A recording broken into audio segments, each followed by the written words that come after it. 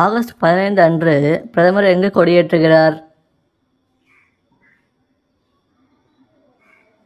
விடை செங்கோட்டை. எந்த உயிரினம் அதிக மக்களை கொல்கிறது?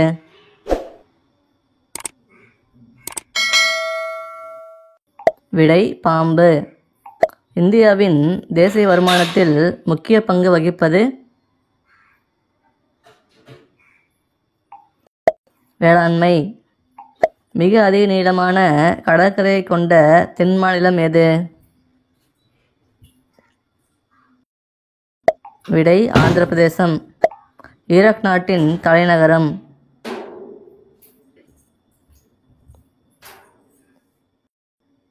விடை பாக்தாத்.